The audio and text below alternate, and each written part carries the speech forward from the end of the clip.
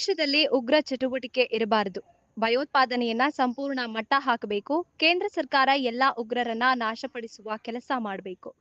ಕೇಂದ್ರ ಸರ್ಕಾರದ ಜೊತೆ ನಾವೆಲ್ಲ ಇದ್ದೀವಿ ಅಂತ ಸಿಎಂ ಸಿದ್ದರಾಮಯ್ಯ ತಿಳಿಸಿದ್ದಾರೆ.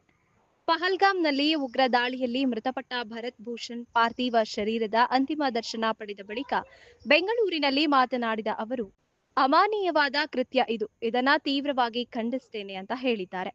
ಭರತ್ ಭೂಷಣ್ ಅವರನ್ನ ಹಾಡಹಗಲೇ ಹೆಂಡತಿ, ಮಗುವಿನ ಕಣ್ಣೆದುರೇ ಶೂಟ್ ಮಾಡಿ ಹತ್ಯೆ ಮಾಡಿದ್ದಾರೆ. ಈ ರೀತಿಯ ಘಟನೆ ಮತ್ತೆ ಮರುಕಳಿಸದಂತೆ ನೋಡಿಕೊಳ್ಳಬೇಕು. ನಮ್ಮ ದೇಶದಲ್ಲಿ ಉಗ್ರರು ಇರದಂತೆ ಸೂಕ್ತ ಕ್ರಮ ಕೈಗೊಳ್ಳಬೇಕು ಎಂದು ಸಿದ್ದರಾಮಯ್ಯ ಆಗ್ರಹಿಸಿದ್ದಾರೆ. ಭಯೋತ್ಪಾದಕರ ದಾಳಿಯಲ್ಲಿ ಭರತ್ ಭೂಷಣ್, ಮಂಜುನಾಥ್ ಮೃತಪಟ್ಟಿದ್ದಾರೆ. ಅವರ ಕುಟುಂಬದವರಿಗೆ ತಲಾ 10 ಲಕ್ಷ ರೂಪಾಯಿ ಪರಿಹಾರ ನೀಡುತ್ತೇವೆ ಅಂತ ಸಿಎಂ ಸಿದ್ದರಾಮಯ್ಯ ಹೇಳಿದ್ದಾರೆ. ಅಲ್ಲದೆ ಭರತ್ ಭೂಷಣ್, ಮಂಜುನಾಥ್ ಅಂತ್ಯಕ್ರಿಯೆಗೆ ಸರ್ಕಾರದಿಂದ ವ್ಯವಸ್ಥೆ ಮಾಡಲಾಗುತ್ತೆ.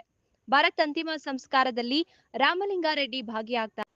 ಮಂಜುನಾಥ್ ಅಂತ್ಯಕ್ರಿಯೆಯಲ್ಲಿ ಮಧು ಬಂಗಾರಪ್ಪ ಭಾಗಿಯಾಗ್ತಾರೆ ಅಂತ ಹೇಳಿದ್ದಾರೆ. ನಾನು ಸರ್ಕಾರದ ಪರವಾಗಿ ಮತ್ತು ಕನ್ನಡ ನಾಡಿನ 7 ಕೋಟಿ ಕನ್ನಡಿಗರ ಪರವಾಗಿ ಭರತ್ ಭೂಷಣ್ ಅವರಿಗೆ ಶ್ರದ್ಧಾಂಜಲಿಯನ್ನು ಅರ್ಪಿಸಲಿಕ್ಕೆ ಬಯಸ್ತಾ ಇದ್ದೇನೆ.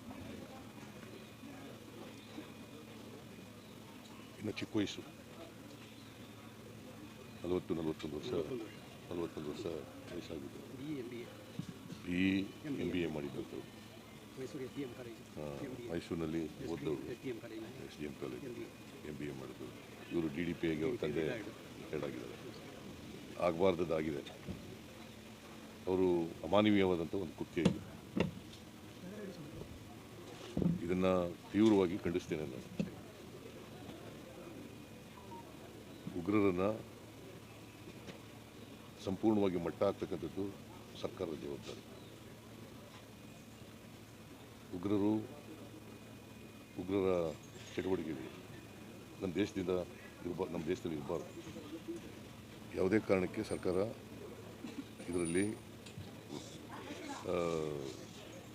ರಿಯಾಯಿತಿಯನ್ನು ತೋರಿಸ್ತಕ್ಕಂಥ ಕೆಲಸವನ್ನು ಮಾಡಬಾರ್ದು. ಕೇಂದ್ರ ಸರ್ಕಾರದ ಜೊತೆ ನಾವೆಲ್ಲ ಇದ್ದೀವಿ.